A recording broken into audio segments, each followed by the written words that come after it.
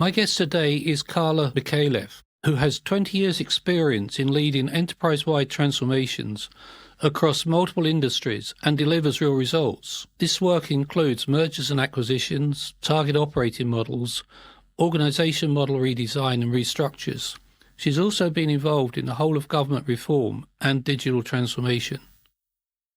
Karla's passionate about raising the strategic profile of change management. She thinks the key to true organisation agility is building change capability and maturity across organisations at all levels. On a more personal note, she's also passionate about reform in the social services sector. So it's no surprise, with Karla's track record and after various roles over the last 15 years, she was recently elected as the Global President and Chair of the Board for the Change Management Institute. Congratulations, Karla, and welcome. Thank you. So, Karla, with all your experience of transformation, change, and probably no doubt ordinary change, who do you think within an organisation should attend change management training? Yeah, well, look, I think today's audience for change management training is very broad. While change management, is considered a profession in its own right, it's definitely a broader set of competencies that apply for many industries. So, for example, leaders, project managers, people and culture or human resource professionals, project management professionals, business analysts, product managers, the list really does go on. Like I think back when I went, it was nearly 20 years ago, and I went looking for my first change management training. And I ended up deciding on a postgraduate qualification through university. But back then we weren't really spoilt for choice, and it was really focused around, change management professionals. And I think, the great thing is today there's a lot more variety available. I might just jump in or lean into the important role of leaders there. I think I'm seeing a lot more sort of training emerge for leaders. And one thing I've noticed in industry is that not all leaders really truly appreciate the critical role they play in either making or breaking the effective change. So that's something that I'm quite passionate about. And other areas, without picking on certain roles or sections within organisations, when I work with companies, I often find that there's particular areas where changes don't always go so well. And one of them is in the product management space. Another is digital. And what I find with these teams is they don't have often change management professionals or always change management professionals within their teams. They're delivering a lot of change. They're doing it quite quickly and they're doing the best with what they can. But change management often isn't sort of incorporated into their processes. So we're seeing more of a demand and interest from those groups for training as well. I guess the important thing is to get the training mix or blend right, regardless of the role or the profession. Karla, that's very interesting. There's a recent report out in the UK that said the majority of managers are not trained. They're put into a role, so they're actually set up to fail. So with your view about the change managers within the organisation and the lack of leadership, or the importance of leadership, should I say, and actually managing that change through.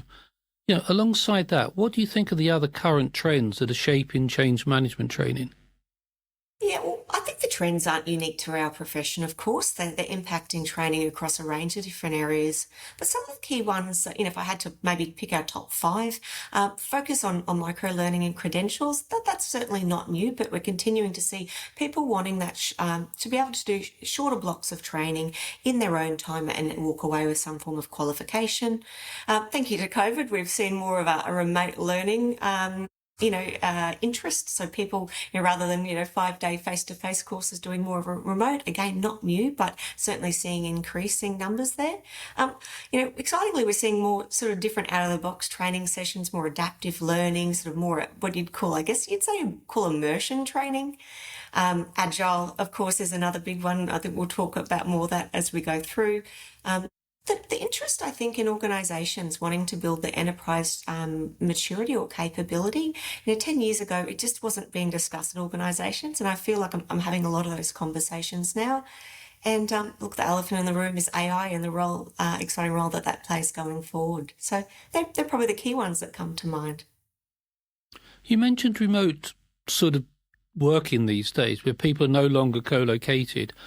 What impact does that have on an organisation that's trying to sort of go through a transformational change program? does it add another level of complexity, or is it something that we just have to get used to and manage? Well, I think it's probably a little bit of a combination of both, isn't it? Like everything, it's a bit of a double-edged sword.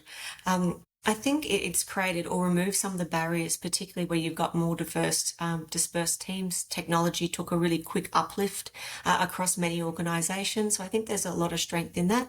But of course, not having as much of those face-to-face contact for certain organisations or teams, comes with its disbenefits as well. So, personally, I've seen. I think there's ability to continue to deliver at pace, but certain times with certain groups, etc., it's hard to replace that sort of face-to-face engagement. So, with all your experience over these successful change initiatives, what do you think are the critical factors that determine success or failure of both the sort of the change initiative and also training people within the organisation to be ready for and to deliver that change?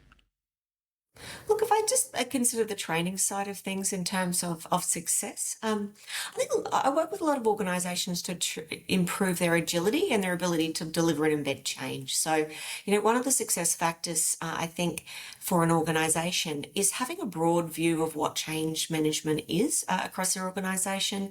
It's from identifying priorities, it's from about it's scheduling and understanding the dependencies of those across the organisation, right through to implementation and embedding.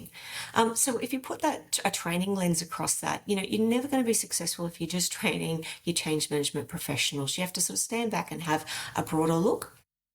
When it comes to enterprise level sort of training, I'm not suggesting you need to, depending upon your organisation's size, train thousands of people, but it's certainly a broad cohort to really get that sort of, behavioural or cultural change across the line. And successful training that I've seen is really around where when it's enterprise level, where it's practical, it's hands-on, and ideally using real life scenarios.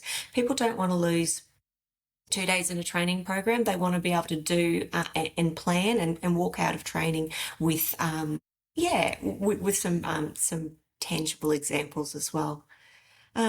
We touched a bit on in terms of broader success. I think leadership makes or breaks a change. We've seen it, time in, time out. I don't think the research has really, really changed over that in the last sort of 20 years. So for me, making sure that it's the right change that needs to be happening across the organisation, that it's got the right support, it's got the right resources, it is really, the secret sauce. It's not rocket science, but, geez, it can definitely be hard, particularly when you're doing large, enterprise.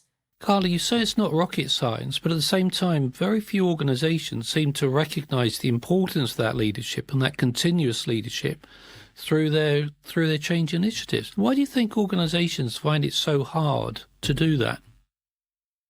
Yeah, I think it's one of the biggest things I've seen with the organisations I work with is just their appetite for change doesn't match their capacity. And they start off the year with a fantastic strategy. Strategy is the easy part, right? Implementation is the hard. So they don't match what they want to do with what they can do. Prioritisation, I come back to time and time again, is really critical. And you start the year with a really, refined slate or investment piece. And then for me, I find it's all these business as usual changes that then jump on top and really squash the organisation. I think, having organisations really aligned to those strategic priorities and being quite cutthroat about some of the other bits and pieces. There's always a great excuse of why you want to implement something. And, I like to call it managed chaos. Change is never going to be perfect. It's never simple, but I think you've got to have a certain level of management across it. And when organisations just keep saying yes, yes, yes, I think, it's doomed to fail, and not only across certain initiatives, but across many. Something I've seen work really well is monitoring at enterprise level what you've got happening across your organisation and putting change freezes on as required to be able to get these really big strategic projects implemented and embedded well. That's very interesting. What do you see about the sort of increase in emphasis on agile methodologies? I mean, we're seeing agile raise its head in a number of different business areas. So how does agile influence design and delivery of change management training? I mean, I guess it depends on the organisation's what agile flavour they've got, whether they've gone sort of enterprise-wide or whole-scale agile, whether they're just doing it and dancing around the edges. But, from a training perspective, we're seeing new training courses coming into the mix, which, I think is really fantastic. And a lot of the principles and things are still the same, but how you deliver change with an organisation that's working in continuous sprints and continuous improvement is very different to the old school large, waterfall type projects. So the trainings, I guess it comes out with a slightly different flavour, and it's got a stronger focus on agile principles, collaboration, adaptation, continuous improvement. Importantly, it's also forcing organisations to review their change management toolkit or methodology or whatever you want to call it, to be able to make it more fit to purpose. I think back to nearly 20 years ago, and some of the change management plans I used to write in a Word document and 60 pages long, and you'd spend months doing impact assessment, and I just shudder. Agile's brought some excellent things to the table, but it's not without its challenges. So, working with an organisation right at the moment is, significant agile delivery, and they've got speed, but they don't necessarily have the embedding and the benefit side right. So, yeah, it's Yeah, I interesting. think that's one of the problems with agile, isn't it? It's probably more a mindset than it is a process. You've got to be willing to be agile rather than actually just to apply agile. 100%. And, across the organisation, we know that whatever you want to call them, tribes, squads, etc. They often have a really clear operating cadence and work to that. But then you've got other areas of the organisation delivering a large amount of change that don't. And when the two collide, it's not always pretty. You mentioned earlier about maturity in organisations, and when you're looking at their ability to change and the impact of, say, change management training within those organisations, how important is that across the organisation training necessary in order to move the organisation up a maturity scale? Look, I think training, of course, is only one piece, but it's a really critical one. And I think it's one of the things that often organisations will either bring in an external consultant or send some people later a training course at the start or towards the end. But I think they underbake it, essentially. So, when I'm working with organisations to build sort of broader change management capability, it's, as I mentioned before, it's about understanding the whole roadmap of change happening across the organisation. It's about prioritisation. It's about having the right tools.